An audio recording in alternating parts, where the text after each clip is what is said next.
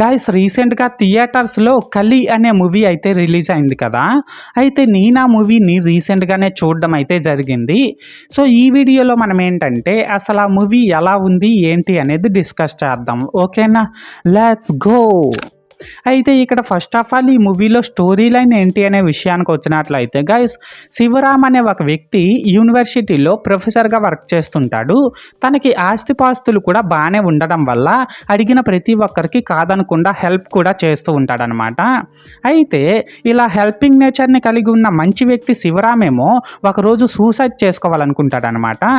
అయితే ఇక్కడ ఏంటంటే గైస్, తను సూసైడ్ చేసుకోవాలనుకోవడానికి రీజన్ ఏంటి అండ్ తను సూసైడ్ చేసుకుంటాడా లేదా, అండ్ అంతేకాకుండా తన దగ్గరికి కలియుగ పాలకుడైన కలిపురుషుడు ఎందుకు వస్తాడు, ఇలాంటివన్నీ కూడా మనమైతే మూవీలో చూడాల్సి ఉంటుందన్నమాట.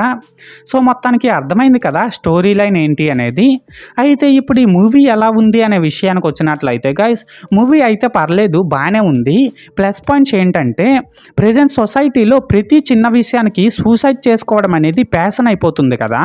లైక్ కట్టుకున్న పెళ్ళాం వదిలేసిందని, లవ్లో ఫెయిల్ అయ్యానని, జాబ్ రాలేదని, ఇలా ప్రతి చిన్నదానికి పెద్దదానికి సూసైడ్ చేసుకోవడం అనేది ఒక ప్యాషన్లా మారిపోయింది కదా. సేమ్ అలానే ఈ మూవీలో కూడా హీరో ఏమో ఒక 2 రీజన్స్ వల్ల సూసైడ్ చేసుకోవాలనుకుంటాడు.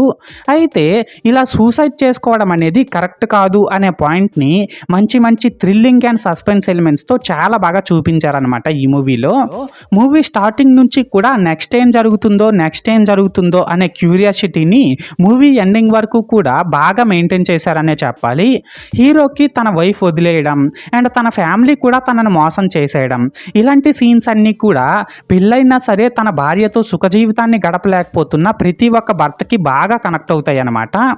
అండ్ ఇప్పుడు యాక్టర్స్ విషయానికి వచ్చినట్లయితే శివరాం క్యారెక్టర్ ప్లే చేసిన ప్రిన్స్ చాలా బాగా యాక్ట్ చేశాడు.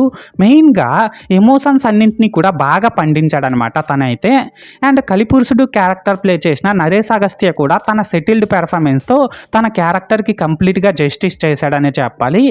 అలాగే ఇందులో యాక్ట్ చేసిన మిగిలిన యాక్టర్స్ అందరూ కూడా పర్లేదు, బాగానే యాక్ట్ చేశారు. అండ్ ఇప్పుడు టెక్నికల్ టీం వర్క్ విషయానికి వచ్చినట్లయితే డైరెక్టర్ శివశేషు గారు తను చెప్పాలనుకున్న పాయింట్ని తక్కువ టైంలో చాలా బాగా చెప్పేశారనే చెప్పాలి. అలాగే ఈ మూవీలో సినిమాటోగ్రఫీ వర్క్ కూడా సూపర్ ఉంది అండ్ బీజిఎం కూడా ప్రతి సీన్ని బాగా ఎలివేట్ చేసిందనమాట. సో మొత్తానికి ప్లస్ పాయింట్స్ విషయానికి వచ్చినట్లయితే ఇదన్నమాట మ్యాటర్. అండ్ ఇప్పుడు మైనస్ పాయింట్స్ ఏంటనేసి అంటే కలిపురుషుడు ఎంట్రీ తర్వాత నుంచి మూవీ మొత్తం కూడా కొద్దిగా స్లో పేస్లో రన్ అవుతుంది. అండ్ ఆ టైంలో వచ్చిన సీనే మళ్ళీ రిపీటెడ్గా వస్తుంటాయి అన్నమాట. లాస్ట్గా ఏంటంటే సూసైడ్ చేసుకోవడమే అన్నింటికీ పరిష్కారం కాదు అనే పాయింట్ని ఇంకాస్త స్ట్రాంగ్గా చూపించుంటే బాగుండేదేమో అని అయితే నాకు అనిపించింది. అండ్ ఇక్కడ ఇంకో మెయిన్ థింగ్ ఏంటంటే గైస్, ఈ మూవీలో 18+ కంటెంట్ కూడా లేదన్నమాట. సో ఈ మూవీని ఫ్యామిలీతో కూడా ఫ్రీగానే వాచ్ చేసేయచ్చు, ఎటువంటి ప్రాబ్లం ఉండదు. అయితే ఇక్కడ ఓవరాల్గా ఏంటంటే గైస్, ఈ మూవీ గురించి చెప్పాలంటే నాకైతే నచ్చింది అండ్ నేను ఈ మూవీకి 5కి 2.5 రేటింగ్ ఇస్తున్నా. సో మీరు కూడా ఈ మూవీని ముందే చూస్తుంటే మీకేమనిపించిందో అది కామెంట్ సెక్షన్లో చెప్పేయండి. అండ్ అంతేకాకుండా మీరు ఈ మూవీకి ఎంత రేటింగ్ ఇస్తారో అది కూడా కామెంట్ సెక్షన్లో చెప్పేయండి.